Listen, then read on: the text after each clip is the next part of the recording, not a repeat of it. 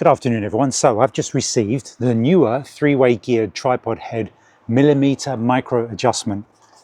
I can't wait. So this is the tripod I have, the GM88 from Neewer.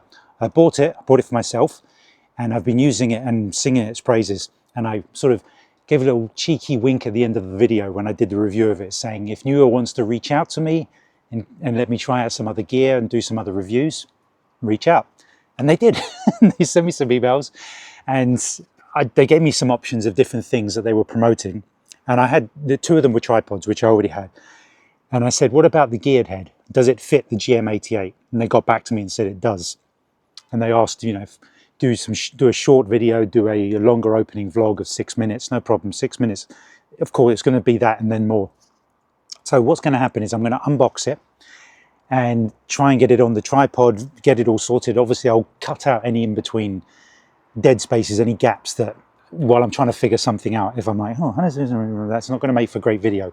So let's just go for opening and see what happens.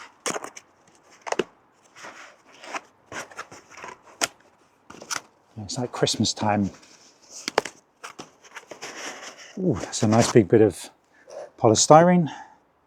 Ooh, okay, so yeah, see little plastic bags, dials. Okay, well, there's the, wow, yeah, it's weighs what would that be, about a kilo or two? Yep, I've seen the images already online.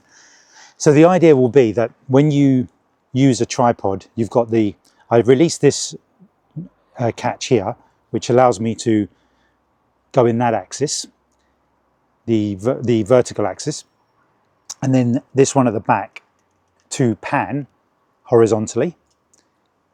And then also you need to tilt left or tilt right. Now that's the biggest problem, because usually the tripod, these axes are the same, but when you try and tilt left or right, that's, if you don't get that horizon spot on, the video looks awful. Doesn't look very professional at all. So it's got a quick release under here, but all of these three adjustments take a lot of time.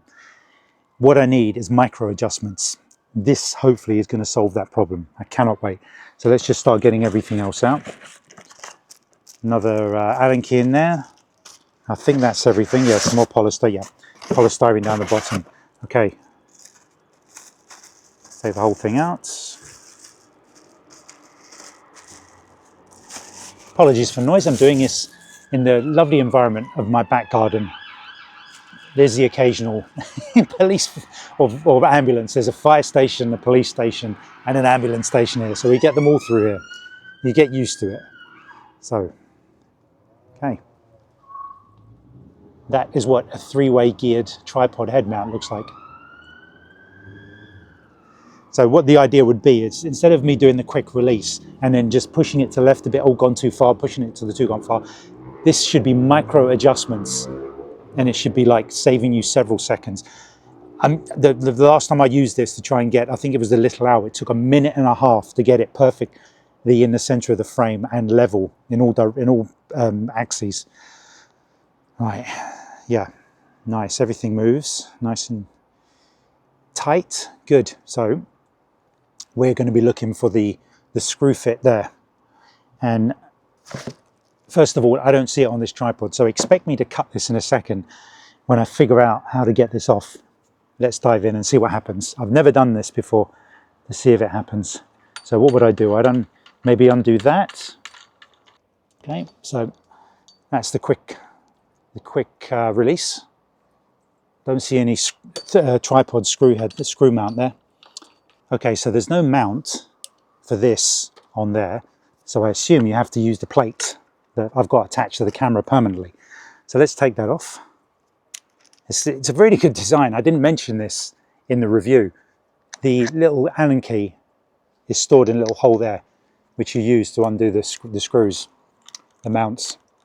So sorry, I've just cut this video because I couldn't figure out how to get the plate onto this without it touching one of the knobs, and I was wondering what's going on, and then I saw there was this extension. That's what this is for. So I haven't done this yet, so let's give it a try in real time. Yeah, this will lift the plate away from the knobs so you can turn them without interference. So we want to line it up with the mount.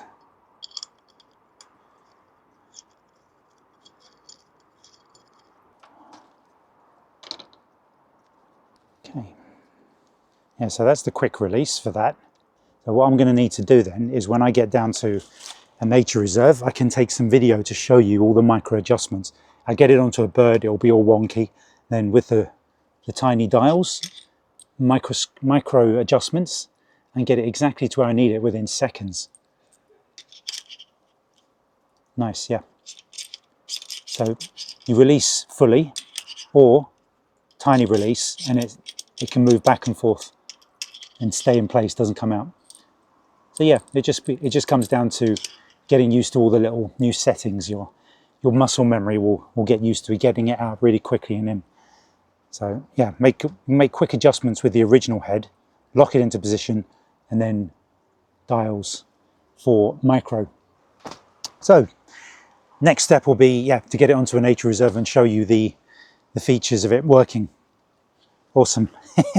It's like, I feel like such a professional. Yeah, this is actually going to be preferable, this new plate, smaller plate, because when that one was mounted to my chest, I did have a little soft bag I put it into to stop it pushing into my chest. So this will be game changer, having a smaller one. Okay.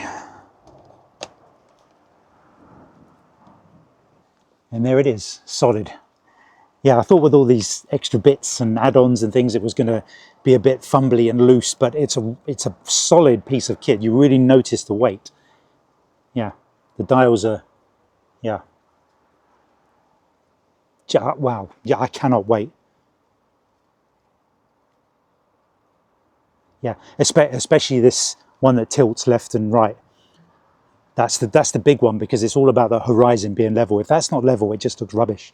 Okay, so I couldn't wait to get out. I've just quickly turned it around and I'm facing the chairs in the back, and there's a branch in front of me. Typical. But what we'll do is we'll press record and you can see in real time what the first reaction is to this. So let's get recording and record. So we're going to focus on the chair, but we need to manually focus past that. There it is. Yep. And you can see the horizon is wonky. So let me get that. Which one is it? Is it this one? Yeah. Oh my gosh. In an instant. I'm so excited. A tiny micro adjustment. The faffing I had to do with this quick release at the bottom to get that before. I just, ooh, so exciting.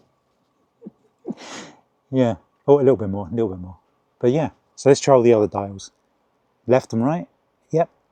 Up and down. Oh my gosh, it's a dream. You know, you can already picture what you're going to be filming and the time it's going to save and the things you're not going to miss anymore. So I want to go out tonight, obviously. So what I need to do is this heat is a bit intense, but maybe in a couple of hours, it's about 4 o'clock now, maybe about 6, I'll go out to my local reserve and I'll get the tripod up on some birds. And luckily the wind isn't too high. So yes, that's right. The video should be up very, very soon. So I'm just out at my local reserve, and this is how I would normally carry my tripod. So I've got the gear head on there. So how quickly can I get my camera on there? Because it looks like a lot of work. So I've done a little bit of practice. So here we go.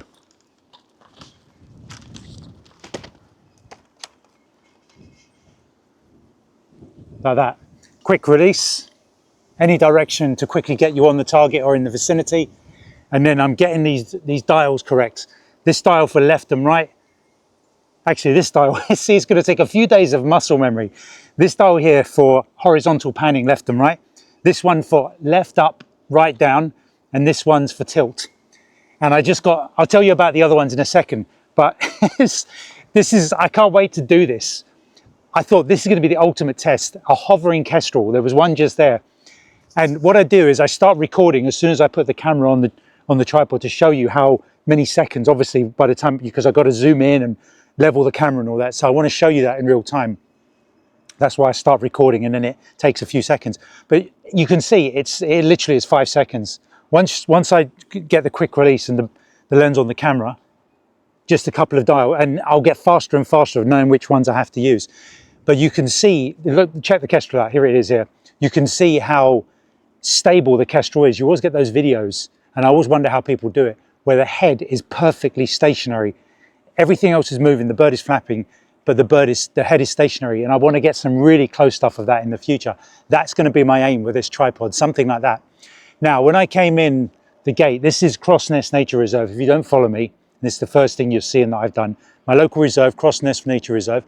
And I just started using the three-way gear head on just any birds that I saw that were on post and see how quickly I could get it up. The first one was Eurasian magpie. Got there in the end. Got it up pretty quickly. These three are going to be a bit windy. The windy conditions, not much you can do, and this you're going to take around the most heavy tripod on the planet. And so I got, the magpie, I got it on there. It could have taken me sometimes 60 seconds to line that up in the past. Moving on from the magpie, there was a goldfinch in a tree. And this was good because I had to use the quick release to get it in the vicinity of the goldfinch. But then the added problem was it was slightly behind some leaves, which meant I had to quickly manual focus in and then let go of the tripod to leave it recording. And then finally this little dunnock flew out and landed on a post. And normally they'd only sit there for 3 or 4 seconds. And that's all I needed to get the tripod up. And then eventually you can see it flew away. Again, I apologize, there's going to be a little bit of wind in those ones. We're protected from the wind here because of the tree line. But so far, I think that's going to be my goal, especially when I go to Elmley. And here, we get the Kestrels here, is I always hand hold it, but you never quite get that effect of seeing the Kestrel's head stationary. You don't get that effect without tripod footage. And I remember, I've seen it online, and I always think, how do they get their camera onto the bird so quickly? Because the Kestrel might only hover for 10, 15 seconds, and that's sometimes, you need twice as long as that to set up the camera stable enough pointing at the Kestrel, and then it's already moved on.